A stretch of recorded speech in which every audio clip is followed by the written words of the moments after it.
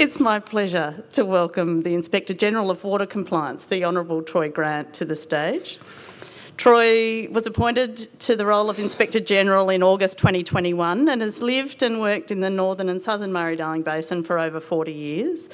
Troy's going to give us an update for about 15 minutes, but then take some questions from the floor afterwards as well. So thanks, Troy, for coming along. That's to click.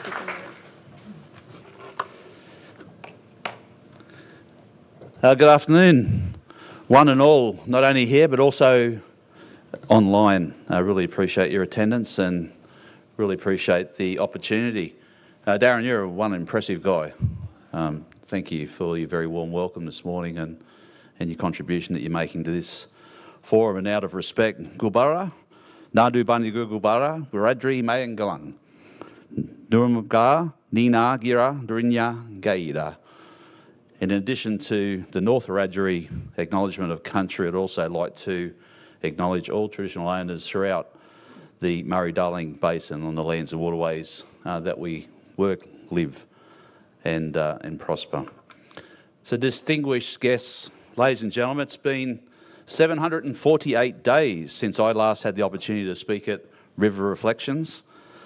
And since speaking in Mildura back in 2022 at that event, not only has much of the landscape throughout the basin changed, thanks to consecutive years of the system being pretty well flushed with water, also the political, legislative and operational landscapes of the basin have also changed. And as we all know, change is ever evolving and many things effect change. And I'd like to think none more so than us, the Inspector General of Water Compliance. The conference theme for this year's River Reflections is the art of the possible, about when tackling complex problems and using the wisdom of the collective in being able to shape a way forward together. To me, put more simply, and the theme of my address to you today is this: change through collaboration. You've heard that word a lot, and I'll elaborate what it means to me. The key ingredient, however, is us, the collective. So 748 days ago, I told the collective, us in Mildura, that things in the water space, in particular, water resource plans in the state of New South Wales, were simply not good enough. Some in the room back then will probably be sitting here now saying, uh-oh, what's he going to say now? As I recently shared while giving evidence at the June Senate Estimates hearings, since making my position on the issue very clear back in 22, we heard this morning that 16 of the 20 WRPs are now accredited and operational. So that's now 29 out of the 33 basin-wide, or for New South Wales, from 0 to 80% since we last spoke out 748 days ago. 4 New South Wales water resource plans, 2 surface water, 2 groundwater in the Nemoy and Gwaida, still need to be resubmitted. I've met with the New South Wales Minister, Rose Jackson, on those particular plans and understand the challenges causing those delays. I'm by no means prematurely celebrating the imminent delivery of very, very late WRPs in New South Wales, but I am encouraging us all to recognise this is a clear demonstration that through effective, meaningful and active collaboration, much can be achieved. And much has been achieved by the current New South Wales Government and the MDBA through the improved collaboration that's occurred to get these WRPs into a much better shape than what they were 748 days ago and well before that. For my own office, the initial 2 to 3 years of our existence has focused on regulation and working to achieve that via collaboration with members of the Regulatory Leaders Forum that we named the RLF. This forum of basin state members has shown us there is a willingness to collaborate, and in doing so has seen some extremely productive and successful ideas, outcomes and change emerge.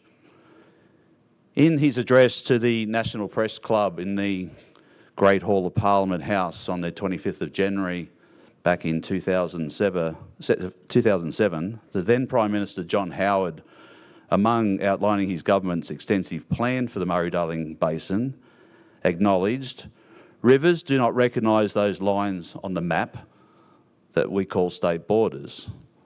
And by my reckoning, those lines should pose no barriers to continuing to improve, grow and see ongoing success from basin-wide collaboration some 17 years later and well beyond."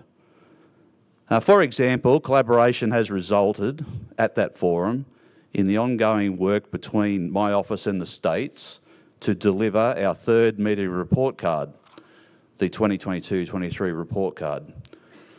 It was issued by us in April after ongoing collaboration with basin states.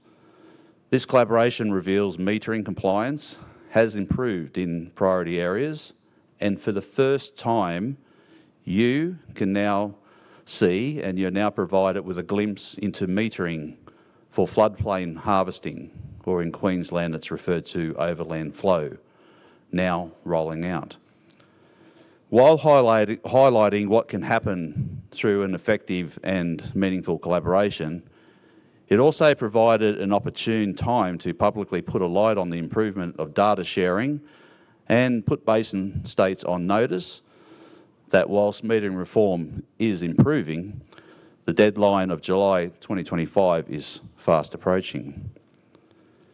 The most recent annual community sentiment survey that I've commissioned has shown an upward tick in the confidence of water management across the basin compared to where it was for our inaugural survey results back in 2022. The survey results, which are available to you all on our IGWC website, show there has been strong support among all participants for the enforcement of rules and regulations, with the view that this was important for the health of our waterways, important for confidence and trust in the role of the Inspector General, which we very pleasingly have seen has increased amongst community members throughout this survey. It also shows the value of what an independent oversight body can do for water management, and it's being recognised. But what is happening and what's being achieved isn't being done in isolation. It can only be achieved through continuous collaboration to effect change. For us, this is collaboration with the state, the Commonwealth and industry entities. It is achieved through collaboration with community leaders across all levels and directly with community members, either as a collective or one-on-one engagement at the farm gate or at the field days when those opportunities present themselves. For many years, as individual entities did their part to improve things across the basin, from 2007 onwards, the community has responded, telling us, the collective, you are listening, you are engaging, but none of you are hearing us. Is collaboration a one-way street? No. It requires flexibility and mutual respect. Collaboration is about listening. It's about honesty. It's also about compromise. And as has been referred to earlier by Andrew and more recently Darren, it doesn't mean you always get what you want.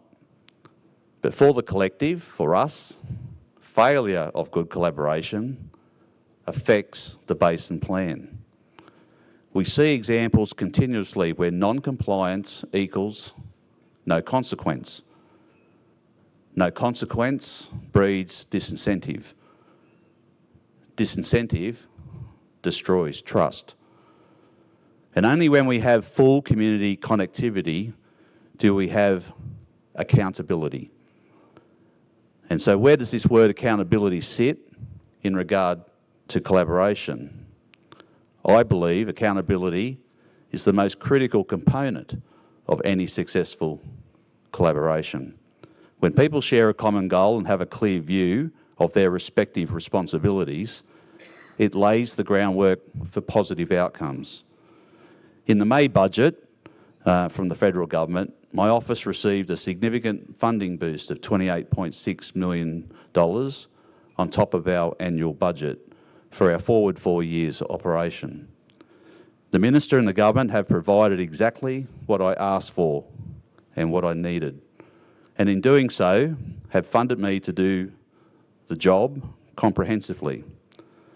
The fact that our office received additional funding to do its job more effectively is not only a boost for compliance, oversight and integrity across the basin, it is a very loud message to basin communities that their concerns around issues that directly affect them are being listened to. More importantly, have been heard, and more critically, are now being responded to. This increased budget is a significant measure that helps with our goal to build trust and confidence in the Basin Plan. Like I did 748 days ago, I again today publicly commit to the collective, to all of you, and all the basin communities out there that rely on us, to hold those responsible for managing our nation's most precious resource to account. This means, where and when required, exercising the powers that have been afforded to the independent role that I have the privilege to hold. Oversight, inquiry, audit, compliance, investigation, and enforcement powers. The critical inquiry function and power of the Inspector General's Office now not only has the framework for successful delivery, it has the dedicated funding we required for that function. At its core, inquiry means accountability, using the mechanisms at my disposal to show where it should exist, who is responsible for it, and applying consequences for its failure. Inquiry also means collaboration. It means collaborating with the MDBA, the TUO, the Federal Department of Climate Change, Energy, Environment and Water, IIOs, state agencies and entities, industry, local government, and of course, the Australian public. I consider myself a person of integrity. My team and I live and work to the best, my team and I live and work to a standard which can be best defined by that famous line from Lieutenant General David Morrison's immortalised speech. The standard you walk past is the standard you accept. So keeping that in mind, the powers at my disposal that I just referred to, if through our work I see wrongdoing, I will call it out. If I find evidence that laws have been broken, I'll use my audit, investigation and enforcement powers against any offenders. If I see integrity, performance or implementation failures, I will use my inquiry powers. This means the power to visit sites, compel information, compel a person to appear to answer questions and be accountable. I don't care who you are. Sometimes collaboration requires those hard accountability conversations. And in instances where accountability is missing, where it is ignored or its responsibility obfuscated, I will use oversight, inquiry, audit, compliance and enforcement powers and our capabilities to rectify and ensure crystal clear clarity and accountability. So to do this successfully, effectively and with great impact, so we can affect improvement, requires independence. The independent review into the Inspector General of Water Compliance has been delivered to government and has been publicly released today along with the government response. Its recommendations reviewed and mostly agreed to by the government gives us a new pathway that's paved for me to work towards even greater independence. The community has invested in our independence. Government has now invested in our independence. Those we collaborate with, or the majority of them, are invested in our independence. And we know the structure we need to achieve that independence now that we are independently funded. We are empowered and authorised by the Parliament and the laws of the land to deliver our work with real impact and ensure that we collaborate, those that we collaborate with, always strive for improvement basin-wide. Most importantly, the community is backing us and relying on us. With our growth comes the need for like-minded, highly skilled and capable collaborators to join us. At the risk of what may appear to be an unashamed recruitment drive, let me unashamedly appeal to those in the water space who would like a challenging and rewarding role to consider working with a national integrity agency with oversight, inquiry, audit, compliance and enforcement powers. I need to expand my leadership team and seek those with qualities, experience and qualifications to help shape, drive and deliver impact for the teams across my office who support me. These are senior executive roles that will design and implement our future success. Complementing my existing highly skilled and experienced staff across the IGWC, I need water industry specialists with compliance, monitoring, oversight, investigations, audit and legal experience who will deliver the impact on what we bring to the Murray-Darling Basin plan. And in return, those who join us will have the opportunity to genuinely affect continuous improvement. I need industry specialists with water trade and regulations experience to assist me to meet our newly legislated trade obligations. I need exceptional legal talent to lead and drive a new independent in-house legal counsel. I need specialists with inquiry experience, a power that I can already see needs to be exercised to look into matters that for far too long have fed and contributed to apathy, which left unaddressed equals no consequence. No consequence breeds disincentive. Disincentive destroys trust. With no trust, there can be no confidence. Ladies and gentlemen, we are living and working in dynamic times nationally in the compliance space and within the water space more generally. And certainly from my own perspective. I started this role back in 21 with a very small team made up of a composite of secondees from the Northern Basin staff at the time and then from the MDBA's compliance team. Gradually we have grown as we have established the roles and functions required for my office to have an impact.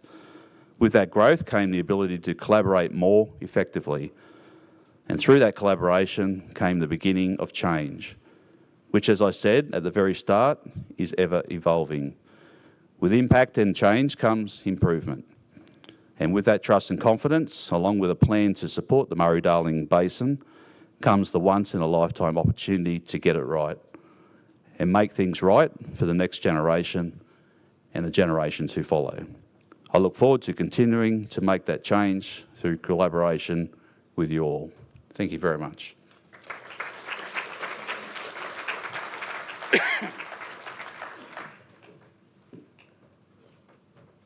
That's a slightly different recruitment pitch to Shackleton. We've got some time for some questions for the Inspector General. Darren, you've got one over there. If you could please introduce yourself and tell us where in the basin you're from. Yeah, Darren Dwortley Wines in Griffith, but we have numerous vineyards throughout the basin, from Heathcote to King Valley to Rutherglen to Riverina, and only 2 sites outside. But the question to Troy, who's the National Inspector General of Water Compliance, and just told us some wonderful buzzwords like compliance and accountability, etc. They're not buzzwords, Darren. They're actual legal powers and functions that I have. So, Can you explain to me, and correct me if I'm wrong, why do your powers stop at the South Australian border? why do they stop at the south? They don't stop at the South Australian border. No, it's north of Charleville to the Murray Mouth. Great Dividing Range to out past Broken Hill. Over 1 million square kilometres. Thank you for your question.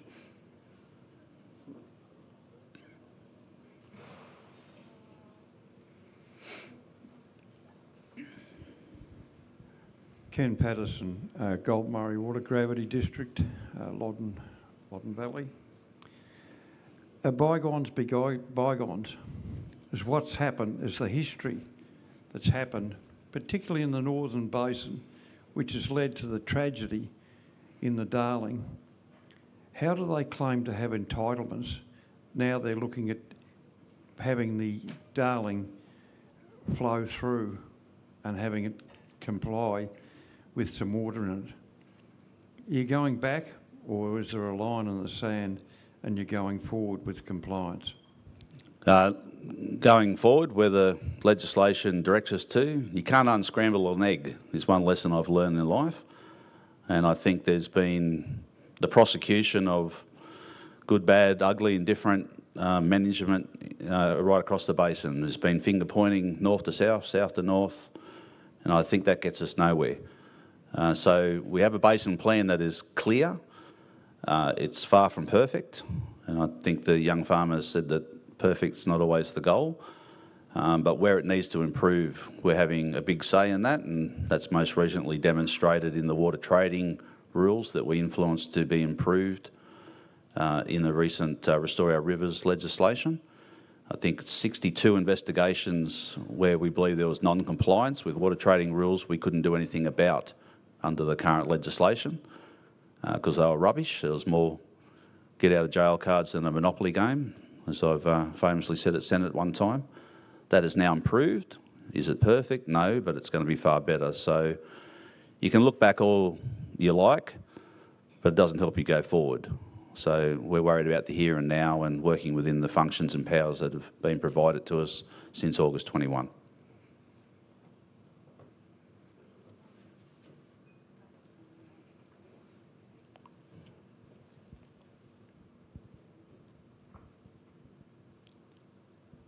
I live in Queensland now. It's freezing down here. I just want to say that. Hi, Troy. It's Claire Miller here from the New South Wales Irrigators Hey, Council. Claire, how you going? Yeah, great, thanks. How are you?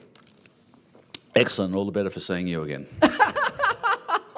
You lie. I was just wondering, now we've got 16 of the 20 water resources plans through in New South Wales, and thank God for that. It's been an awful process getting them through. Not that it's our fault, the delays. But does that mean your next water compliance report, we're not going to have a giant grey blank space in New South Wales anymore? It's a sequencing pattern, so it's a 12-month water accounting year. So once they're accredited, they don't come into the judgment phase for us to enforce, etc., until they're 12 months old.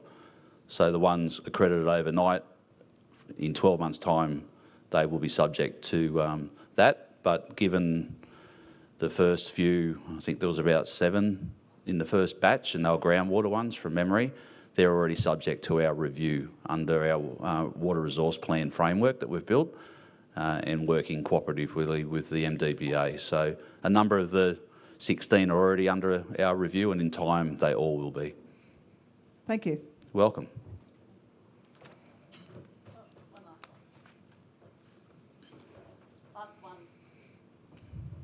Thank you. Just a quick question in regards to public trust in transparency in decision making. I'm aware that there's a significant push for water ownership disclosure, and this might make me unpopular, but there's a good reason why I think it needs to be discussed.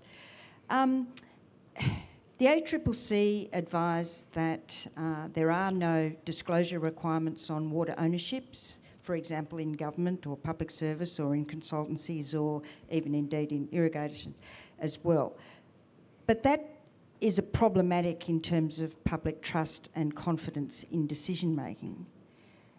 Now, if the ACCC advised that there is no law to require that, so therefore they can't oversee any potential risk factors in public decision making, and every government seems very reluctant to provide that sort of level of standards as they do, in share ownership or other sort of disclosure requirements. Do you find it curious that we don't do that with water when we have such a valuable asset and lots of public decisions made, and really, it's questionable whether we do have the confidence in those decisions? Thank you. I find a lot of things curious in life, but that particular subject matter is not in my function and powers or ability to do anything about. But the government gets limited opportunities to make seismic changes to things from a policy point of view. The department, Rachel was here earlier, is probably better positioned to provide the government's view on that sort of stuff. But our new role in the trading roadmap is about the data compliance. We become like the data policing of any of the water trading that's occurring into the future. It's a bit of a hybrid model from 1st of July through to 2026, where we still do sensitive water market information, etc., under the Basin Plan, Chapter 13, etc. And in 26, we transfer into more of a data policing role on the data provided by the BOM back to us after trades have occurred. So a question best directed to Rachel. Thank you.